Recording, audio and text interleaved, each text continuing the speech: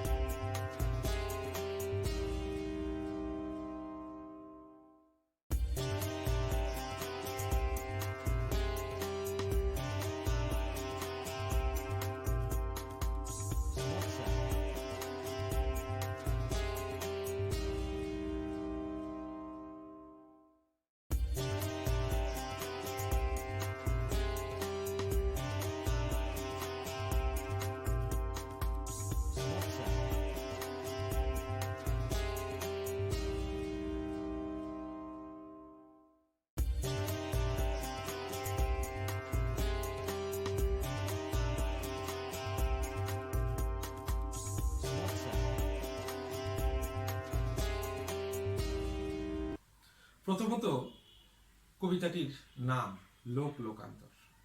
লোক শব্দের আমরা প্রচলিত অর্থ জানি যে মানুষ, কিন্তু না, এখানে সংস্কৃত লোক শব্দটি আভিধানিক অর্থ হচ্ছে জগৎ, ভুবন বা পৃথিবী।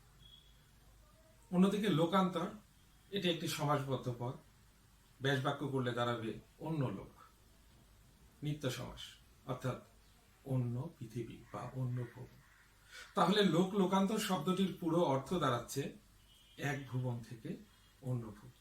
আমি আবার বলি, লোক লোকান্তর শব্দটির পুরো অর্থ দাঁড়াচ্ছে এক ভুবন থেকে আরেক ভুবন বা এক পৃথিবী থেকে অন্য পৃথিবী।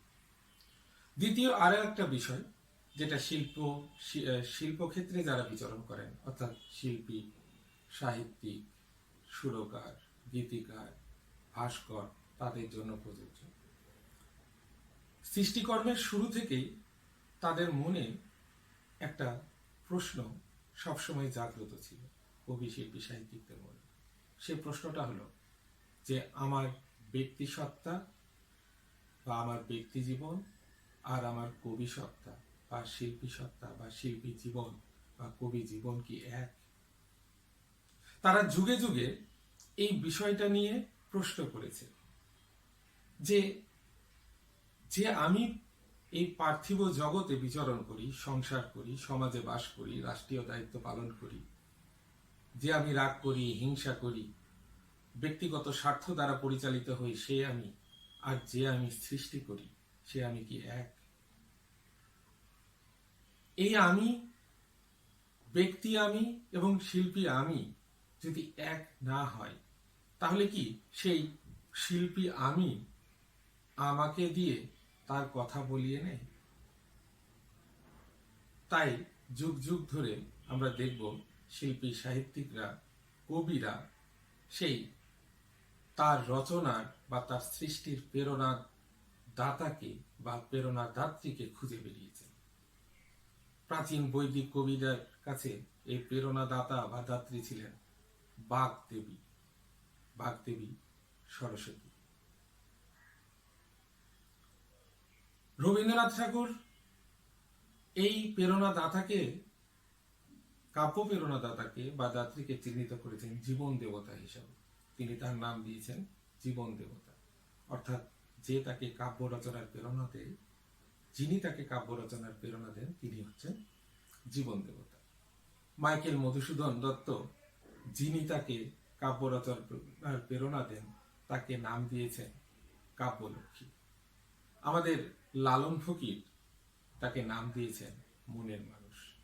তিনি চিরজীবন এই মনের মানুষকে খুঁজে বেরিয়েছেন। তাহলে আমরা যে জিনিসটা এই বক্তব্য থেকে নিশ্চিত হতে পারছি সেটা হচ্ছে যে একজন কবির কবিসত্তা এবং ব্যক্তিসত্তা, অর্থাৎ কবি জীবন এবং ব্যক্তি জীবন দুটো পৃথক বস্তু। কবি আল মাহমুদের এই লোক লোকান্তর কবিতাতেও আমরা দেখতে পাব কবি তার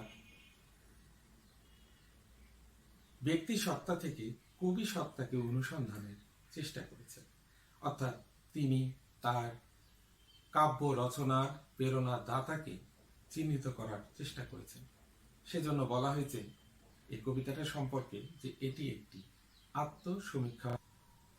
কবি আল মাহমুদ তার কাব্যের প্রেরণা দাতা বা দাত্রীর নাম দিয়েছেন চেতনা।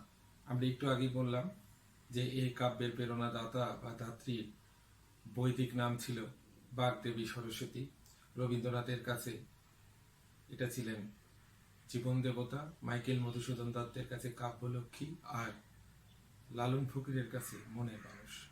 আমাদের কবি আল মাহমুদ এই কাব্য প্রেরণা নাম দিয়েছেন চেতনা। রবীন্দ্রনাথ ঠাকুর, লালন ফকির কিংবা মাইকেল মধুসূদন দত্ত তাদের এই কাব্যের প্রেরণাদাত্রীকে দেখতে পাননি। তাদের কাছে এই কাব্যের প্রেরণাদাত্রী বা দাতা অভক্ত, আভাসে ইঙ্গিতে অনুভবে তাদেরকে ধরতে হয়েছে।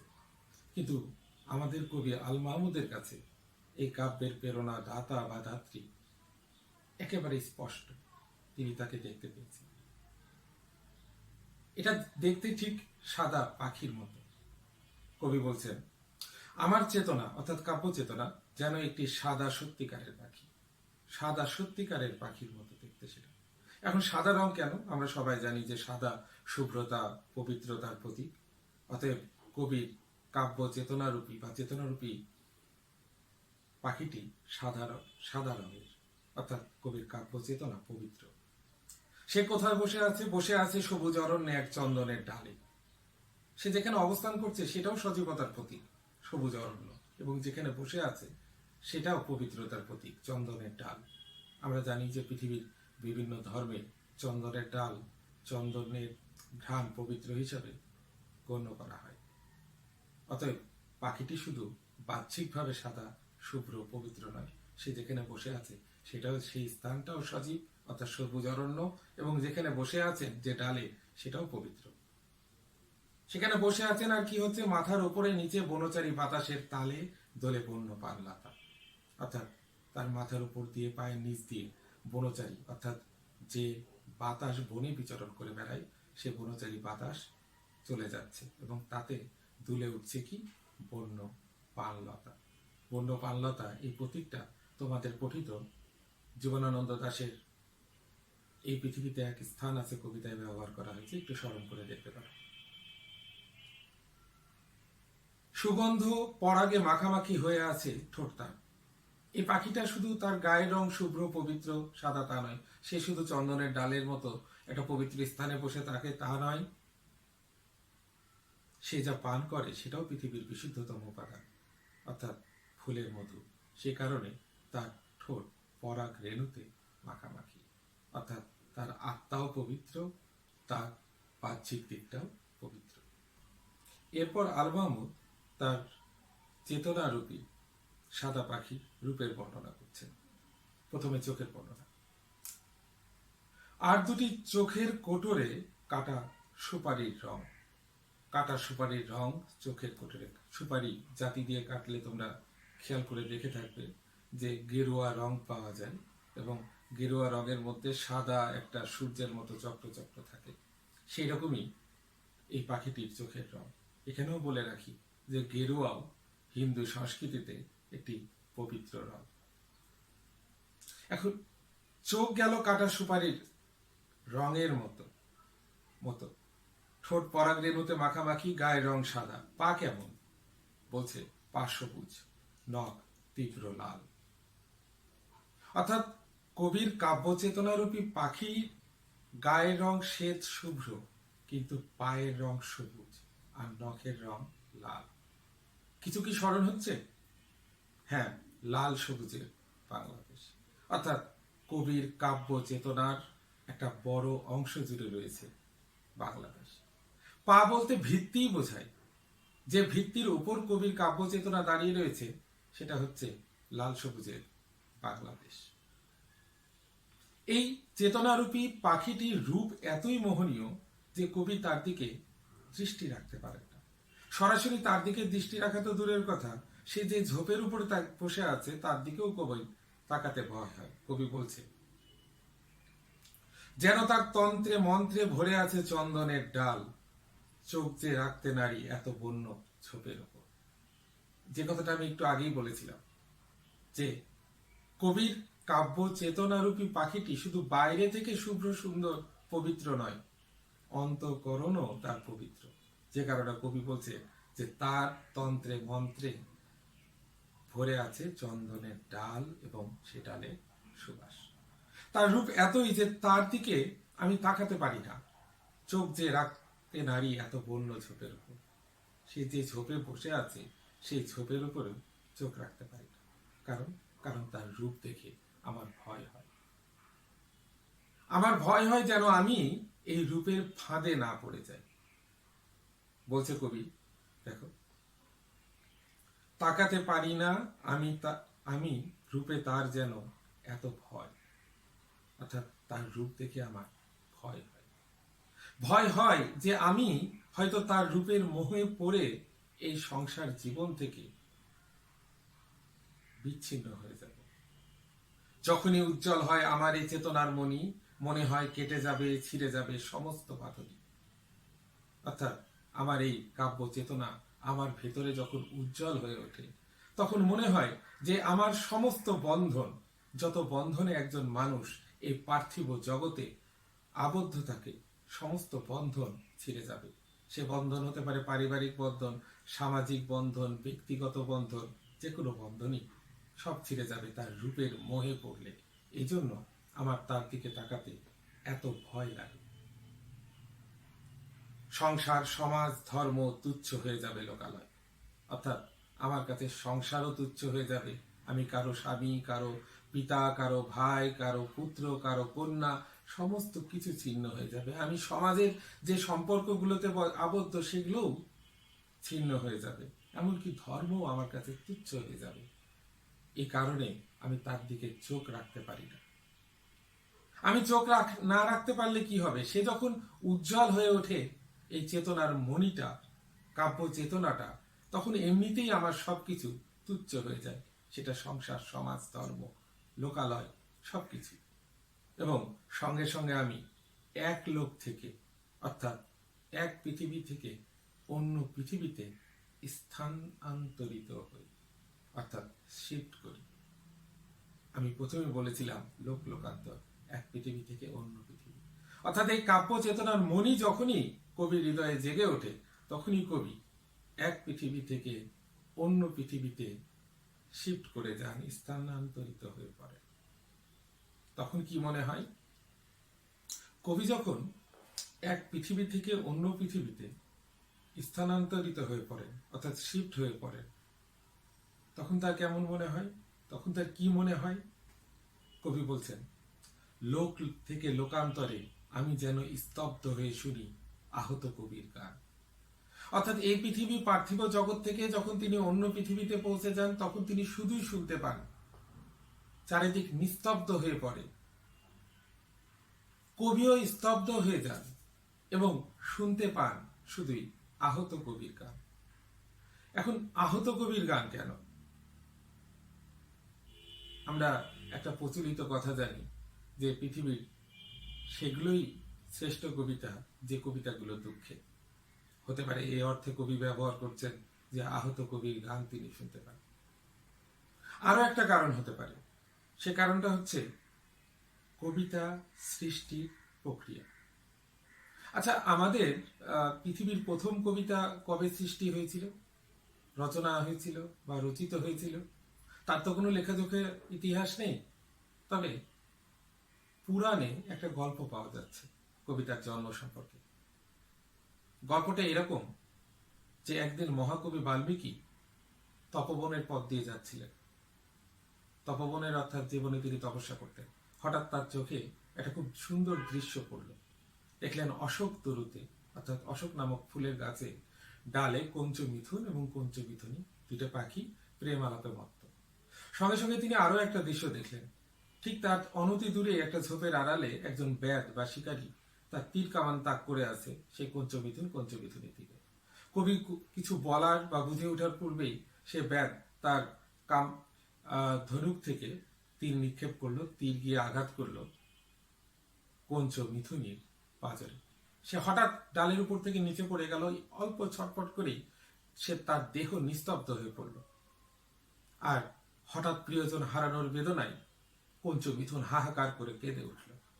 সমস্ত ঘটনার যে পরিবেশ, ভয়াবহতা এবং বেদনা বিদুর যে অভিব্যক্তি, সমস্ত কিছু মিলে কবির হৃদয়ে এমন এক ভাব উচ্ছ্বাসের সৃষ্টি হলো যে কবির কণ্ঠ দিয়ে চারটা উচ্চারণ নিঃসৃত হলো, চারটা লাইন উচ্চারিত হলো। এই চারটা লাইনই ছিল পৃথিবীর প্রথম কবিতা। তাহলে আমরা দেখতে পাচ্ছি যে পৃথিবীর প্রথম কবিতার সৃষ্টি হয়েছিল একটা বেদনা ঘন ভাবাবেশ থেকে। অতএব সেই স্মৃতিটা কবি আল মাহমুদের মনে থাকা অসম্ভব নয়। হয়তো সেই স্মৃতি তার অবচেতনে কাজ করেছিল বলেই এখানে এই লাইনটা ব্যবহার করেছে, লোক থেকে লোকান্তরে আমি যেন স্তব্ধ হয়ে শুনি আহত কবির গান। অর্থাৎ অন্য পৃথিবীতে যখন তিনি চলে যান, তার কাব্য চেতনার মণি যখন জেগে ওঠে, তখন তিনি সেই জগৎটাকে সরব কবির নীরব হয়ে যান, স্তব্ধ হয়ে যান, চারিদিকে শব্দ চলে যায়, শুধুই শুনতে পান কি আহত কবির গান। আর কি শুনতে পান, আর কি দেখতে পান? দেখতে পান কবিতার আসন্ন বিজয়। কবিতার আসন্ন বিজয়, এই বিষয়টা বোঝার জন্য আমাদেরকে একটু প্রাচীন গ্রিক অলঙ্কার শাস্ত্র এবং ভারতীয় অলঙ্কার শাস্ত্র অর্থাৎ সংস্কৃত অলঙ্কার শাস্ত্রের দিকে নজর দিতে হবে। প্রাচীন গ্রিসে অলঙ্কার শাস্ত্রে কবি বা শিল্পীদেরকে খুব উচ্চ স্থান দেওয়া হয়েছে।